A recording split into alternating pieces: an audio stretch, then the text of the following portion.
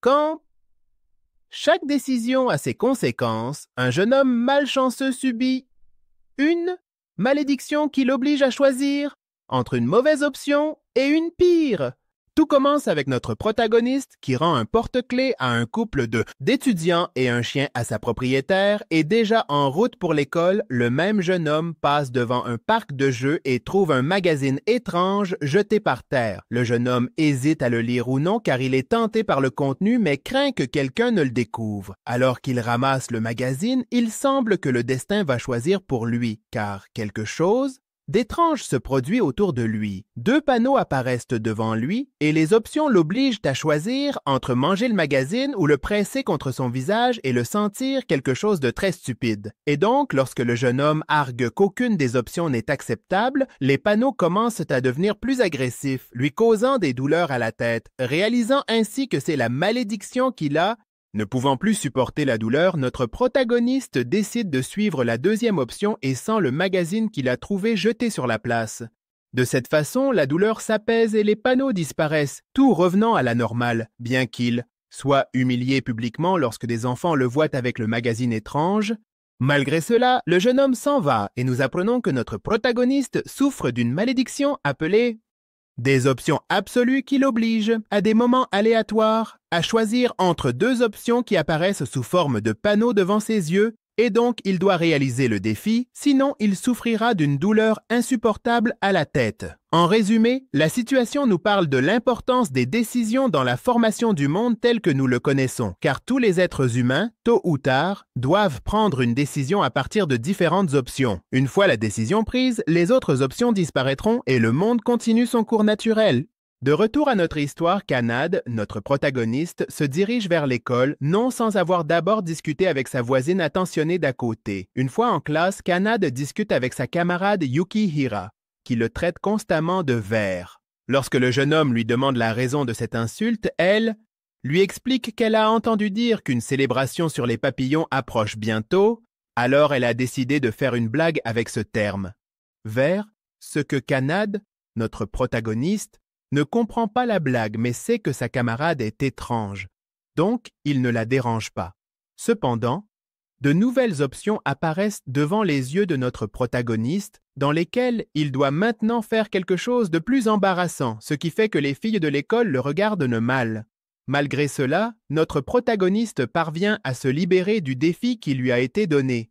Soudain, une autre camarade apparaît en grimpant par la fenêtre de la salle de classe. La jeune fille s'appelle Yoji, une jeune fille d'une famille aisée qui aime inventer des objets et utilise ses camarades comme sujet de test. Et déjà, le reste de la classe voit Kanad et ses amis comme faisant partie du groupe des perdants de l'école, ce qui ne s'améliore pas lorsque, à nouveau, les options poussent notre héros à enlever sa chemise et à courir dans la salle. Pendant qu'il fait cela, Kanad croise une fille qui est en réalité sa professeure, qui l'emmène puni dans une salle d'orientation. Une fois dans la salle, la professeure lui demande les détails de l'option, nous révélant ainsi qu'elle est au courant des défis de notre protagoniste et l'aide à les couvrir. C'est ainsi que se termine la journée de classe et, comme nous l'aurions tous supposé, c'est une tâche épuisante pour notre héros de gérer cela en plus de ses camarades. Et sur le chemin du retour à la maison, beaucoup de choses se passent lorsque de nulle part, les options réapparaissent, où il doit choisir entre une jolie fille et une fille laide. Notre protagoniste choisit la jolie, comme n'importe qui, et elle tombe du ciel sur lui. Le lendemain, la jeune fille se réveille sur le canapé de notre protagoniste et notre héros n'est pas à l'aise avec la situation. Et encore moins avec l'idée qu'elle semble le connaître. Il lui demande des explications en plus de lui dire de ne pas se mettre trop à l'aise, mais la fille lui répond qu'elle a faim. Pendant le petit déjeuner, la jeune fille révèle qu'elle a une amnésie, donc elle ne se souvient pas de son nom, et est donc momentanément baptisée Chocolat, en raison de son penchant pour le chocolat qu'elle a volé à notre héros. Chocolat dit à notre protagoniste que sa mission est de l'aider à éliminer sa malédiction des décisions absolues. Enthousiasmé par l'idée de se libérer de la malédiction, notre protagoniste demande à Chocolat les détails pour atteindre l'objectif. Mais la jeune fille ne connaît pas la réponse, et elle lui dit que celui qui connaît réellement la réponse n'est autre que Dieu. Soudain, le téléphone de notre protagoniste sonne et c'est Dieu qui l'appelle. Quand notre protagoniste a raconté, au début, au téléphone, il a du mal à croire que celui qui l'a appelé est Dieu, et il pense qu'en réalité c'est une blague, donc un Dieu offensé lui démontre ses pouvoirs en transformant notre héros en fille. Ayant prouvé son point, Dieu donne 2 options à notre protagoniste. Rester transformé en fille pour le reste de sa vie, ou se tenir sur les mains et crier le nom de sa figure historique préférée. Notre protagoniste choisit la 2e option et son corps revient à la normale. Dieu explique à notre héros que dans les prochains jours, il recevra quelques missions qu'il devra accomplir. Et de cette manière, il pourra lever la malédiction. Cependant, il ne peut pas lui donner trop de détails car il ne sait pas très bien comment cela fonctionne. Quand notre protagoniste se plaint de ne pas savoir au sujet de la malédiction, Dieu lui dit qu'il est un nouveau Dieu, car l'ancien Dieu s'est retiré et ne lui a pas laissé beaucoup d'informations avec lesquelles travailler. Dieu l'informe que Chocolat est là pour l'aider, et avant de conclure, il précise que s'il échoue ne serait-ce qu'à une seule des missions, il devra subir la malédiction. Pour le reste de sa vie, Chocolat ne s'avère d'aucune aide, car en raison de son amnésie, elle ne connaît pas les missions, sauf quelques informations générales, comme le fait qu'elle ne peut pas partir tant que notre héros n'a pas accompli ses missions. Bien qu'il ne veuille pas que Chocolat reste, l'autre option est qu'il soit celui qui quitte sa propre maison. C'est pourquoi Kanad accepte sa nouvelle colocataire.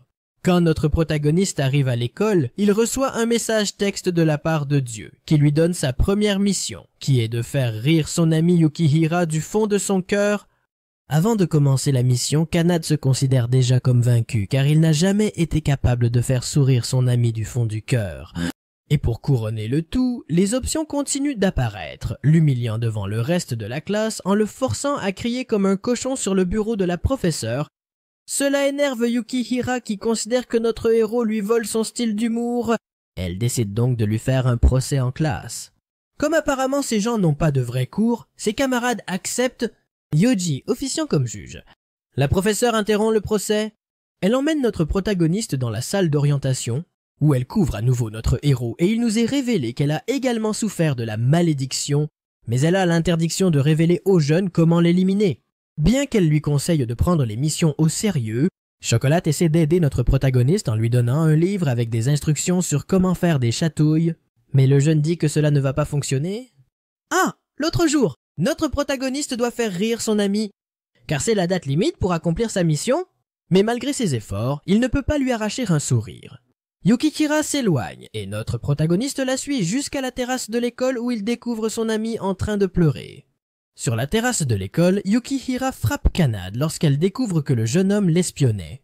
Quand il se réveille, Kanad s'excuse auprès de son ami et lui offre une banane que Chocolat lui avait donnée la veille. Cependant, la banane est trop mûre et se désintègre dans la main de notre protagoniste. Il essaie aussi de chercher le livre avec les instructions pour faire des chatouilles. Sans succès, Yukihira s'éloigne. Désespéré, notre protagoniste court à sa rencontre seulement pour glisser sur la peau de banane, provoquant un éclat de rire de son ami, complétant ainsi la première mission. Ah, l'autre jour, notre protagoniste se réveille pour trouver Chocolat dormant à ses côtés, mais parlant dans son sommeil, et notre héros se réveille et reçoit une autre mission de Dieu, et cette fois, il lui demande de regarder les sous-vêtements de sa camarade appelée d'une manière que je ne vais pas essayer de dire. Donc même à l'écran, à l'école, notre protagoniste rencontre Yukihira qui lui demande pardon de s'être moqué de lui, et il croise Yoji qui est accompagné de cette camarade à qui il doit voir, vous savez quoi, une jeune fille maladroite qui s'avère être l'une des élèves les plus populaires de l'école et l'objectif de sa nouvelle mission. Pendant qu'il converse avec cette fille, Kanad, obligé par l'apparition de 2 options, demande directement à la jeune fille de lui montrer ses sous-vêtements, ce qui lui vaut d'être frappé par le club des admirateurs de la jeune fille. Dans la salle de classe, alors qu'il se remet de la raclée, Nosho Prota explique à Yoji qu'il a besoin de voir les sous-vêtements de son ami et lui assure que ce n'est pour aucune raison indécente. Les deux discutent lorsque Yawakaze demande à parler à Nosho Prota en privé. Elle dit que bien qu'elle ne soit pas en colère, elle a décidé que ses sous-vêtements ne seront vus que par la personne qu'elle aime. Kanad comprend la situation, mais à cause des options, il insiste pour les voir, ce qui lui vaut d'être à nouveau attaqué par les gardes du corps de la fille. Après la raclée, Yoji s'approche de Kanad, vaincu, et lui propose de l'aider dans sa mission juste. Pour le plaisir de faire quelque chose d'amusant, chez lui, notre protagoniste parle avec Chocolat qui ne comprend pas le concept d'espace personnel, et il lui dit que le plan de Yoji est simplement de rester près de Yabuakasa, car la jeune fille a tendance à tomber constamment par terre. Donc, ce n'est qu'une question de temps avant que, lors d'une de ses chutes, il puisse voir les sous-vêtements de la jeune fille, Le lendemain, notre protagoniste Yoji et cette fille sortent se promener, et notre héros doit non seulement faire face à l'humiliation des options, il lui est également difficile de compléter sa mission car, bien qu'il soit vrai que la fille tombe constamment par terre, il y a toujours un facteur externe qui empêche notre protagoniste de voir les sous-vêtements de sa compagne. Pendant une pause, notre protagoniste et la fille se retrouvent seuls et la jeune fille s'endort. À ce moment-là, le jeune homme voit une opportunité de soulever sa jupe, ce qui se transforme soudainement en deux options. Le faire ou non, et bien que pendant un moment il hésite, il préfère ne pas le faire car il se sent déjà coupable d'avoir passé l'après-midi avec la douce jeune fille uniquement dans l'intention de voir ses sous-vêtements. La fille se réveille, et soudain un voleur essaie de les attaquer, seulement pour être frappé par Yoji qui, en réalisant un coup de pied volant, dévoile ses sous-vêtements que notre héros peut voir. Soudain, Kanade reçoit un appel de Dieu qui lui explique que les sous-vêtements de Yoji sont en réalité ceux de Yawakaze, en raison d'une confusion lors d'une livraison de cadeaux, donc la mission est accomplie. Son garçon remercie son ami qui s'en va en courant, se sentant embarrassé d'avoir exposé ses sous-vêtements à son ami. Chocolat rejoint la classe de Noyo Prota en se présentant comme son assistante d'études. La professeure, connaissant la nature de la jeune fille, le permet et maintenant Chocolat est une élève de plus. Noyo Prota n'est pas content et essaie de se débarrasser de son accompagnatrice. Seulement pour recevoir le rejet de la classe qui s'est déjà attachée à la jeune fille, deux options apparaissent devant notre héros. L'une lui ordonne de créer un harem où les étudiants populaires lui déclareront leur amour, et l'autre lui dit simplement que quelque chose de bien lui arrivera. Surpris que cette fois les deux options soient positives, notre protagoniste choisit la première, parce que, eh bien voyons, qui ne le ferait pas? Mais en parlant de ne pas faire les choses, pourquoi ne t'es-tu pas encore abonné et n'as-tu pas laissé ton like? La légende dit que si tu ne le fais pas, tu auras 1000 ans de malchance. Mais maintenant, continuons. Tout le monde dans le cours adore Chocolat. Et il s'inquiète même lorsque Yukihira, en plaisantant, dit que la jeune fille est à la merci d'un pervers. Mais comme c'est elle qui le dit, personne ne comprend que c'est une blague et à nouveau il le regarde mal. Yoji, d'un autre côté, est toujours embarrassé d'avoir exposé ses sous-vêtements. Mais elle résout le problème en portant des shorts sous sa jupe à partir de maintenant. Plus tard, la leçon de Noshoprota se retourne contre lui, quand le harem d'élèves populaires de l'école qui sont tombés amoureux de lui se révèle être les élèves masculins, qui le poursuivaient dans toute l'école. Plus tard, Noshoprota se remet dans la salle d'études avec sa maîtresse, en lui rappelant qu'une fois que tout revient à la normale, les personnes affectées indirectement par la malédiction perdent leurs souvenirs. Ainsi, les élèves ne se souviendront pas qu'ils étaient amoureux de lui. La professeure lui demande également au sujet de sa relation avec Chocolat, en lui demandant pourquoi il la garde près de lui si la jeune fille n'a jusqu'à présent été d'aucune aide. Chez lui, Kanade donne des sucreries à Chocolat tout en discutant avec Dieu, qui lui avoue qu'il n'est en contrôle ni des missions ni des options, et il ne sait pas non plus qui est le responsable, une information que son prédécesseur ne connaissait pas non plus.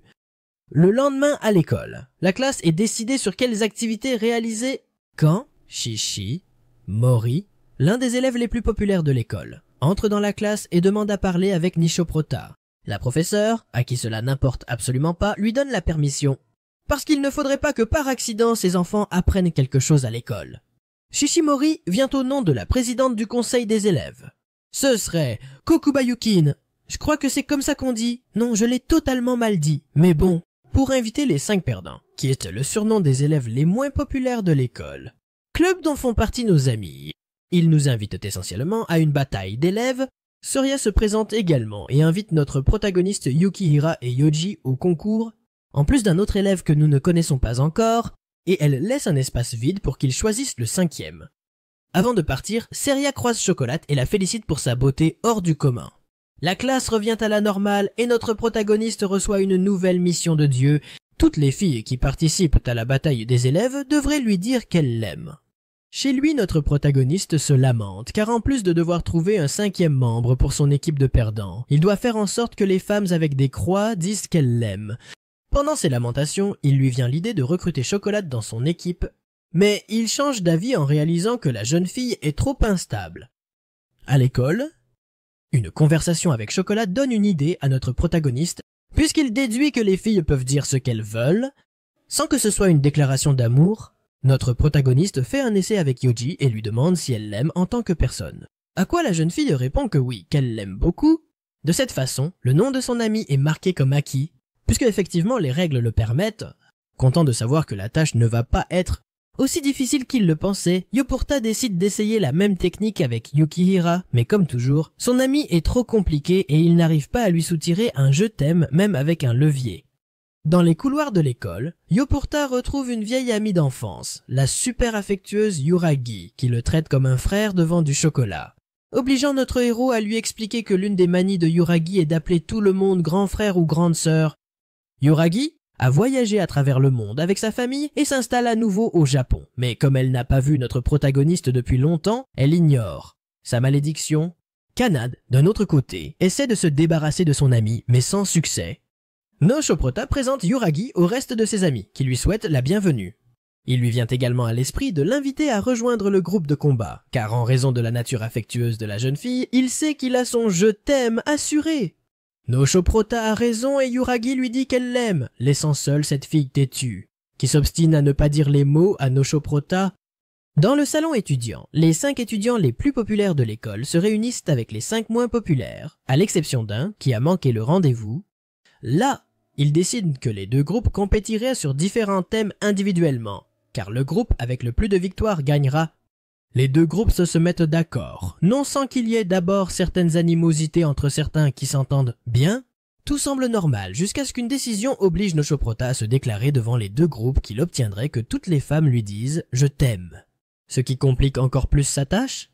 Ah, l'autre jour, les amis de Noshoprota semblent avoir oublié ce petit faux pas sans importance. Sauf Yukihira qui s'en va sans un mot en jurant qu'elle ne lui dirait jamais ces mots. Seul dans l'un des couloirs, Yukihira pense à Noshoprota et à toutes les femmes qui l'entourent. Et elle l'aime, et elle ne peut s'empêcher de se sentir jalouse. Poursuivant son plan pour qu'on lui dise qu'on l'aime, Noshoprota décide de tenter sa chance avec Yawakaze et va la chercher dans sa salle de classe. Là, les camarades de Yawakaze n'approuvent pas que Noshoprota lui parle, car la rumeur s'est répandue qu'il oblige Yuragi à le traiter comme un grand frère, ce qui est une attitude très mal vue. Elle discute avec Noyoprota qui lui demande une faveur et lui explique que la conversation n'a pas pour but de lui demander de l'appeler frère, ni de lui demander ses sous-vêtements, mais de lui demander un soutien émotionnel, ce qui pourrait amener la jeune fille à lui dire qu'elle l'aime. Cependant, alors qu'elle est sur le point de le lui dire, le club de fans de la jeune fille intervient et emmène Noyoprota dans un endroit isolé où ils lui donnent une raclée. Alors qu'il est allongé par terre, Yabuakasa apparaît devant Kanade et lui dit qu'elle l'aime avant de s'en aller. Cela dérange un peu Kanade qui se sent coupable de l'avoir manipulé, mais au moins c'est un pas de plus vers la victoire, ce qui le rassure. Seulement pour être à nouveau frappé, mais cette fois par les fans de Yawakaze.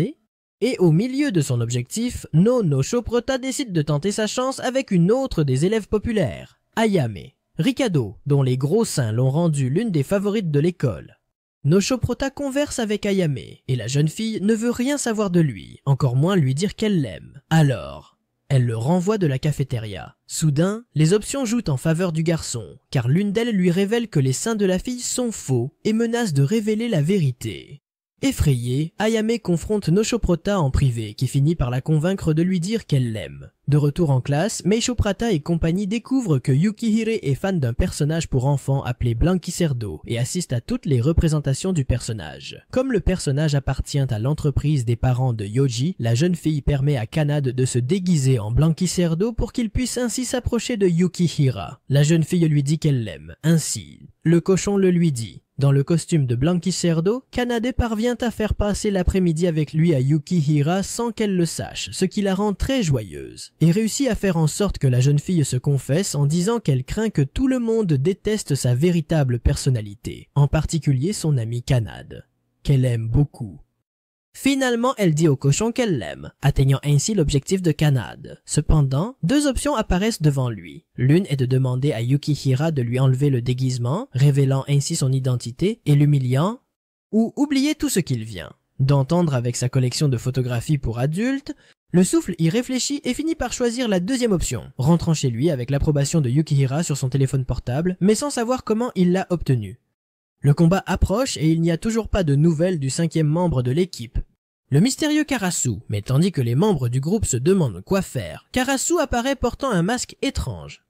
Karasu ne parle pas mais change immédiatement l'ordre des affrontements et disparaît aussi mystérieusement qu'il est apparu.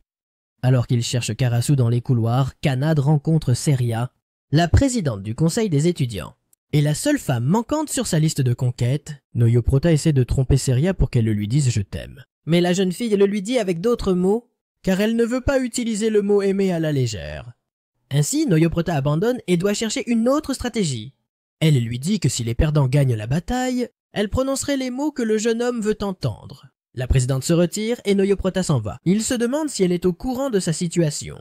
Le grand jour arrive et l'événement de bienvenue pour les nouveaux étudiants commence, en commençant par la bataille entre les deux groupes d'élèves. La première bataille est entre Soka et Yuragi. Et un numéro au hasard indiquant l'activité, et que dans ce cas, c'est une représentation.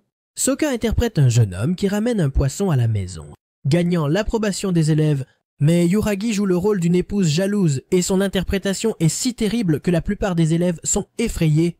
Lorsque le personnage de Yuragi assassine celui de Soka, les directeurs décident de suspendre la pièce en raison de son intensité, accordant la victoire à Yuragi.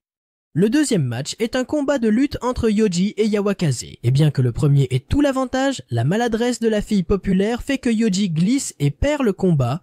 La troisième manche est menée par Ayame et Yukihira, qui s'affrontent dans un duel de surnoms, et lorsque Yukihira menace de révéler le secret des seins d'Ayame, elle change d'avis et perd l'avantage lorsque son adversaire la surnomme perverse. Finalement, le public choisit ce surnom comme le plus approprié. Ayame remporte la bataille, offrant ainsi son deuxième point aux populaires abruptes contre un point pour les perdants. La quatrième bataille est sur le point de commencer. Mais Karasu a disparu, donc les populaires gagneront par abandon. Cependant, l'un des élèves populaires, Toya, décide qu'il ne veut pas terminer l'événement si rapidement et demande l'autorisation pour que les non-populaires puissent recruter un remplaçant. La professeure, qui ne prête attention à rien, approuve l'idée et Toya choisit Chocolate comme remplaçant de Karasu. Toya et Chocolate s'affrontent dans un concours d'insultes, et bien que les insultes de Chocolate soient étranges et dérivées de la nourriture, UV elle-même gagne lorsque le séducteur Toya abandonne le combat, précisant qu'il ne serait jamais capable d'insulter une femme. Avec les deux équipes à égalité, la victoire repose entre les mains de Nersho Prota et de la présidente du conseil des élèves. La bataille est un combat de pierre, papier, ciseaux, et Nersho Prota gagne facilement, ce qui fait que les élèves impopulaires remportent l'événement. Et Seria doit dire à notre protagoniste qu'elle l'aime.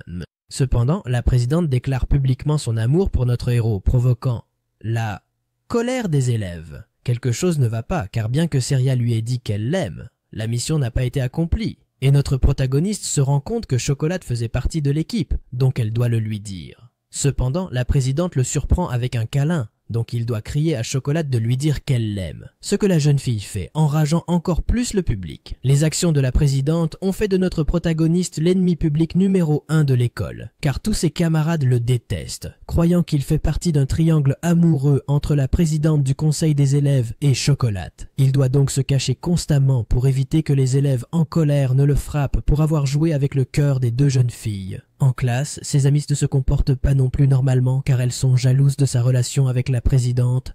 Et cela n'aide pas que la présidente continue le jeu et le traite de chéri devant toute l'école. Quand Nishio essaie de réconforter la présidente, la jeune fille lui demande s'il a déjà été amoureux, avant de s'éloigner et de le laisser réfléchir.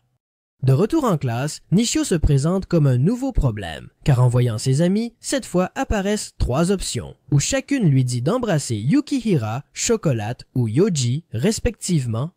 Après avoir analysé les 3 options, il décide que le moins problématique est d'embrasser Chocolate, mais la jeune fille, bien qu'elle le remercie, lui demande de l'embrasser en privé la prochaine fois. Ce qui est mal compris dans la classe.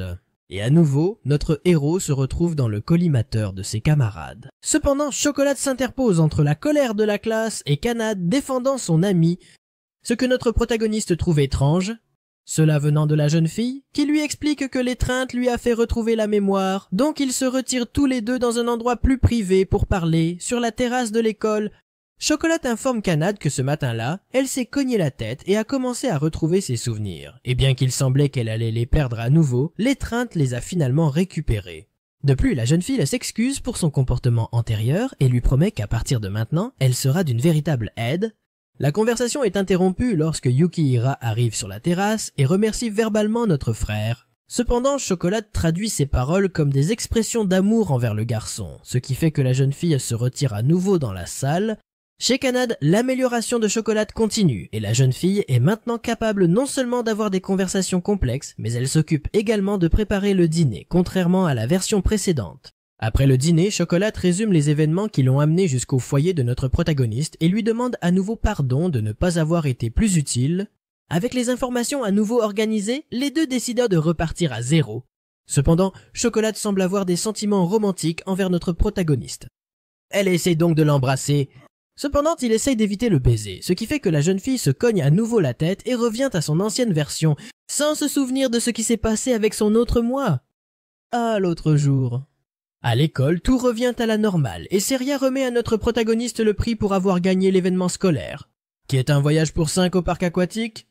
Parce que cela me semblait déjà étrange que nous arrivions à la fin de la série et qu'il n'y avait toujours pas d'épisode de parc aquatique. Plage, ou peut-être des sources thermales, qu'est-ce qu'un animé sans? L'un de ceux-là. Enfin, après avoir reçu le prix, Nershoprota reçoit une autre mission de Dieu. Il devra prendre une photo de Yuji en train de pleurer au parc aquatique. Yukihira hésite à aller au parc aquatique car elle a des complexes avec son corps. Cependant, elle craint que Kanad n'insiste plus pour l'inviter. Donc, fâchée, elle décide d'y aller. En route vers le parc aquatique, Kanad se demande comment elle va faire pleurer l'optimiste Yoji et se souvient avoir préparé avant de partir une bombe à l'oignon qu'elle utilisera en dernier recours. En arrivant au parc, différentes options apparaissent devant notre héros et il choisit que, à des moments aléatoires, la vérité sortira de sa bouche pendant sa visite au parc.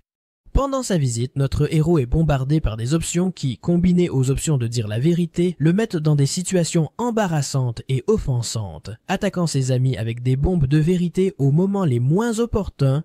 Pendant que les filles s'amusent, Yukihira a utilisé son billet et est allée seule au parc.